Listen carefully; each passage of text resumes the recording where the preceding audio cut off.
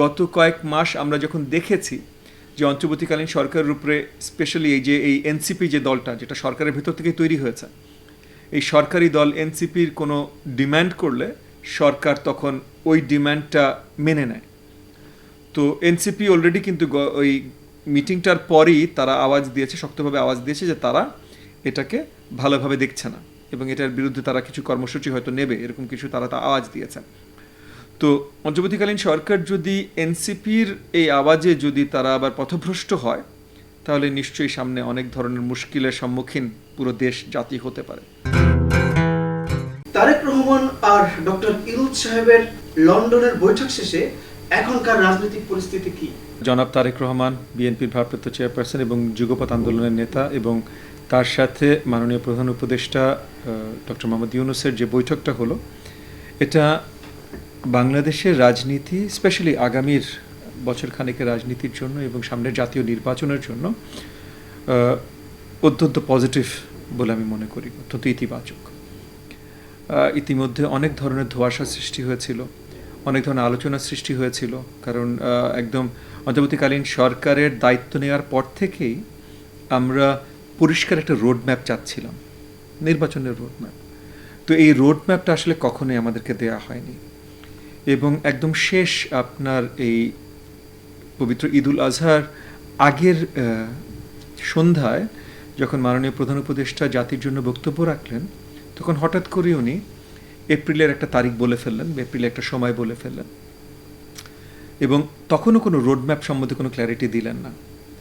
এরপর আমরা দেখলাম যে একটা মিটিং সেট করা হলো মাননীয় প্রধান উপদেষ্টা এবং আমাদের বিএনপির ভারপ্রাপ্ত চেয়ারম্যান এবং যুগপৎ আন্দোলনের নেতা, এনাদের দুজনার লন্ডনে। তো আমরা প্রথম থেকে খুব আশাবাদী ছিলাম যে এই দুইজন স্টেটসম্যান, মানে একজন যিনি গত 10-15 বছর ধরে একটা ফ্যাসিবাদ সরকারের বিরুদ্ধে আন্দোলনের নেতৃত্ব দিয়ে গেছেন, আর আরেকজন যিনি গত 8-9 মাস ধরে এই অন্তর্বর্তীকালীন সরকার পরিচালনার দায়িত্ব নিজের কাঁধে তুলে নিয়েছেন।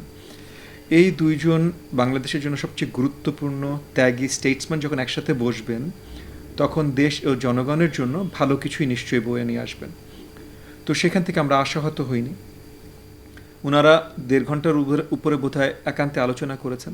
সেই একান্ত আলোচনায় আসলে কি আলোচনা হয়েছে এটা তো আমরা জানি না, তবে আমরা একটা হয়তো অনুমান করতে পারি যে এখানে ওই রোড ম্যাপ নিয়ে হয়তো বিস্তারিত আলোচনা হয়েছে, এবং সেই রোড ম্যাপের বিস্তারিত আলোচনার মাধ্যমেই হয়তো ওনারা এই যে ফেব্রুয়ারির যে তারিখটা এখন নির্ণয় করেছেন সেইটার জায়গা পর্যন্ত পৌঁছাতে পেরেছেন।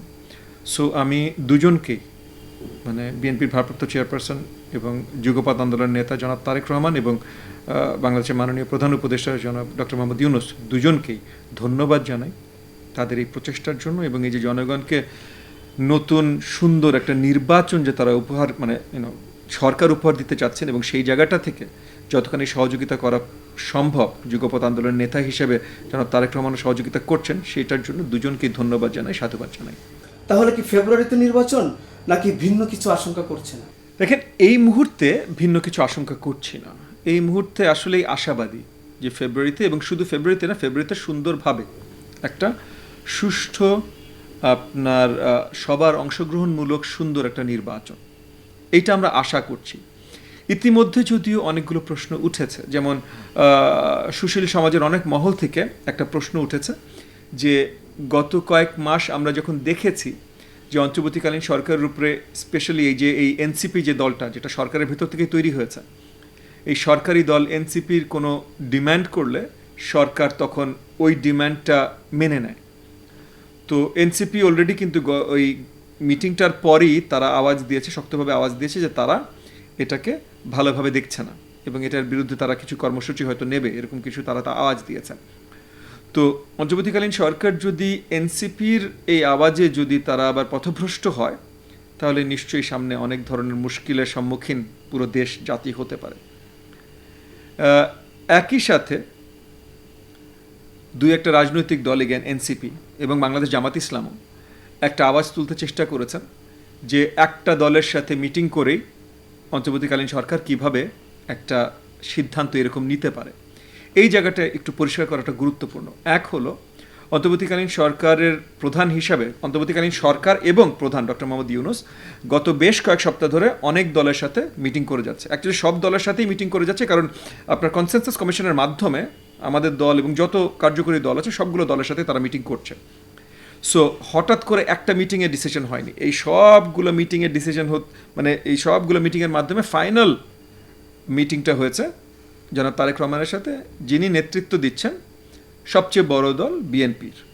আচ্ছা, সো সেই হিসেবে আপনি বলতেই পারেন সবচেয়ে বড় দলের সাথে মিটিংয়ের পর ফাইনাল ডিসিশনটা এসছে। এর মধ্যে সব দলের সাথে মিটিং হয়েছে, কিন্তু ফাইনাল মিটিংটা সবচেয়ে বড় দলের সাথে হয়েছে, বাট সবগুলো মিটিংয়ের মাধ্যমে হয়েছে। এটা একটা খুবই যৌক্তিক এক্সপ্লেনেশন। দ্বিতীয় আরেকটা গুরুত্বপূর্ণ এক্সপ্লেনেশন আপনাকে আমি দিই। জামাতে ইসলাম কার্যকরী দল এবং তারা অনেক ত্যাগ স্বীকার করেছে গত 15 বছর, এটা অ্যাবসলিউটলি সত্যি কথা, এখানে কোনোভাবে জামাতে ইসলামকে ছোট করার কোনো অবকাশ নাই।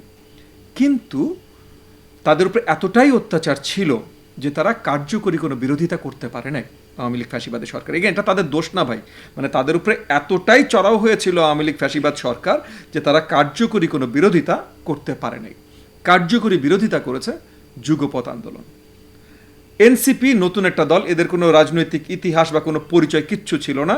এই সরকার গত সেপ্টেম্বর অক্টোবর মাস থেকে শুরু করে এই 2025 সালে এটা দলটা জন্ম দেওয়ার আগ পর্যন্ত এদের কোনো রাজনৈতিক অস্তিত্ব ছিল না। আচ্ছা, সো তাহলে 15 বছর যে ফ্যাসিবাদ সরকার বা হাসিনার স্বৈরাচারী সরকারের বিরুদ্ধে যে আন্দোলন হয়েছে, এখানে এরা কেউ ছিল না। এখানে ছিল কারা? এইখানে ছিল যুগপৎ আন্দোলনের সব দল। মানে কি? মানে যতগুলো দল, রাজনৈতিক দল এবং রাজনৈতিক শক্তি এই আন্দোলনের সাথে ছিল, সবাই একত্রিত হয়ে গেছিল এবং এই একত্রিত হওয়ার নামটা ছিল যুগপৎ আন্দোলন। এই যে একত্রিত যুগপৎ আন্দোলন, এই যুগপৎ আন্দোলনের নেতা ছিলেন জনাব তারেক রহমান। সো জনাব তারেক রহমানের সাথে বসা মানে একটা দলের সাথে বসা না। জনাব তারেক রহমানের সাথে বসা মানে এই 10 বছরের অধিক ফ্যাসিবাদ এবং স্বৈরাচারী সরকারের বিরুদ্ধে যতগুলো রাজনৈতিক দল এবং শক্তি আন্দোলন করেছে তাদের সবার একক নেতার সাথে বসা। সো ওই মিটিং এক দলের এক নেতার সাথে হয় নাই। 10 বছর অধিক যুগপৎ আন্দোলনের নেতা, ফ্যাসিবাদ বিরোধী আন্দোলনের নেতা এবং আওয়ামী লীগকে এই যে তার ওই স্বৈরাচারী জায়গা থেকে টেনে নামানোর প্রধান শক্তি, এই যুগপৎ আন্দোলনের নেতা জনাব তারেক রহমানের সাথে বসেছেন।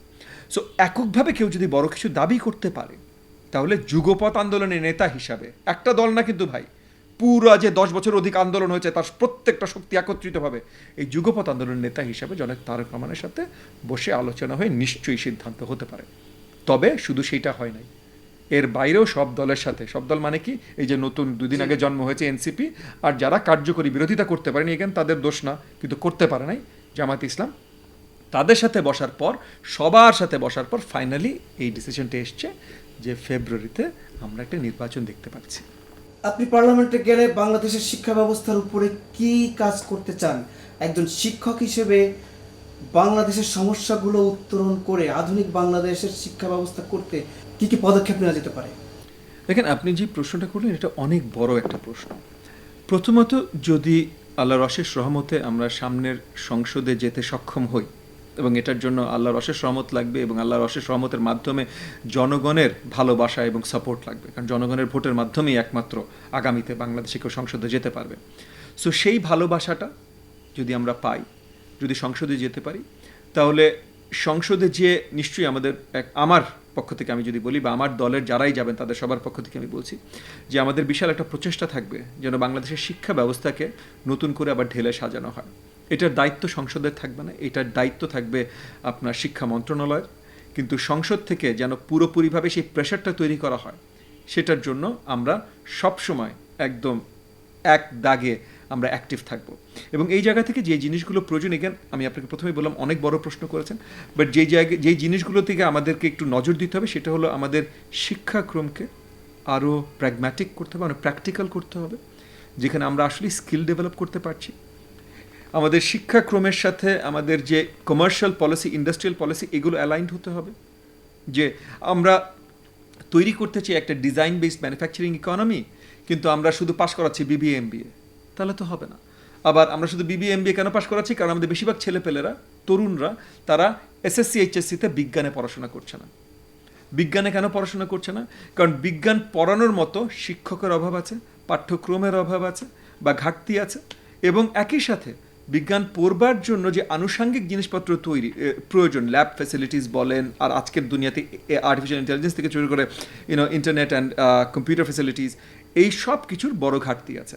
সো এই সবগুলো জায়গাকে আমাদের ঢেলে সাজাতে হবে। সো এডুকেশন পলিসি শুধু আলাদাভাবে একক এডুকেশন পলিসি হলে চলবে না। এডুকেশন পলিসি আসলে বৃহত্তর স্টেটকে কীভাবে আমরা সামনে এগিয়ে নিয়ে যাব সেটার একটা অংশ হিসেবে পলিসিগতভাবে আমাদের ঢেলে সাজাতে হবে। সো আমাদের ইন্ডাস্ট্রিয়াল পলিসি যদি হয় আমরা সর্ট অফ ফিফথ ইন্ডাস্ট্রিয়াল আপনার রেভলিউশন পার করে যেতে চাই, তো আমরা পুরাই এআই বেসড বা ডিজাইন টেকনোলজি বেসড আমরা একটা ইকোনমি তৈরি করতে চাই, তাহলে আমাদের ওই জায়গা থেকে আবার নতুন করে এডুকেশন পলিসি ঢেলে সাজাতে হবে। যদি আমরা ম্যানুফ্যাকচারিংয়ে যেতে চাই তাহলে আবার ওই জায়গা থেকে ঢেলে সাজাতে হবে। সো এটা বৃহত্তর একটা আকারে, যার জন্য পার্লামেন্ট, দেশের সুশীল সমাজ, দেশের শিক্ষক সমাজ, গুণী সমাজ, তরুণ সমাজ সবাইকে একত্রিত নিয়ে একটা বৃহত্তর পলিসি করে, এবং যেটার জন্য আসলেই একটা নির্বাচিত সরকার, এবং একটা নির্বাচিত সরকার যারা দৃঢ় একটা তাদের পলিসি থাকবে বা তাদের দৃঢ় একটা ইচ্ছা থাকবে যে তারা এইভাবে দেশকে ঢেলে সাজাতে চায়, সেই জায়গা থেকে আমাদের শুরু করতে হবে।